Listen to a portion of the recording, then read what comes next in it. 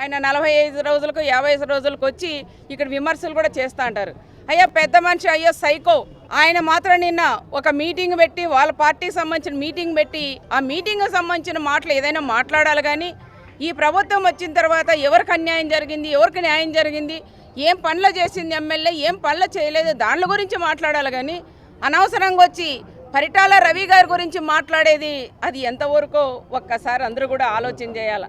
అంటే జనాల్ని రెచ్చగొట్టేదానికి గ్రామాలకు వస్తున్నాడు, జనాలు రెచ్చగొట్టడానికే మీటింగులు పెట్టి ఆయన రెచ్చగొడుతున్నారు. దయచేసి ఇలాంటి రెచ్చగొట్టే మాటలు మాట్లాడితే మనం కూడా ఊరుకోవద్దండి అని ప్రత్యేకంగా జనాలకు కూడా నేను తెలియజేస్తున్నాను. ఎందుకంటే నువ్వు ఐదు సంవత్సరాలు నువ్వు ఎమ్మెల్యేగా ఉన్నావు. మరి పరిటాల రవి గారు ఇంతమందిని చంపారు, అంతమంది వందలాది మంది చంపారని ప్రతిరోజు మీరు ప్రెస్ మీట్లలోనూ మీటింగుల్లో మీరు మాట్లాడుతున్నారు. అయ్యా నీకు దమ్మో ధైర్యం ఉండింటే నువ్వు 5 ఏళ్ళు ఎమ్మెల్యేగా ఉన్నప్పుడు ఎందుకు పరిటాల రవి చంపినారని చెప్తున్నావు, ఆ ఎమకలన్నీ ఉన్నాయంటున్నావు, ఎందుకు నువ్వు తేల్చుకోలేకపోతున్నావయ్యా? జగన్ రెడ్డి కూడా రెచ్చగొట్టి మాట్లాడుతున్నారు, రపరపాలు అంటాడు. తర్వాత చంద్రబాబు నాయుడు గారిని బాయిలేకి దుంకమంటాడు. అయ్యా చంద్రబాబు నాయుడు గారు కాదు బాయిలేకి దుంకడం, నువ్వు నీళ్ళ లేని బాయిలేకి కూడా దుంకనే ఆ బాయికి కూడా ఇదవుతుందని కూడా ప్రత్యేకంగా కూడా చెప్తున్నాం.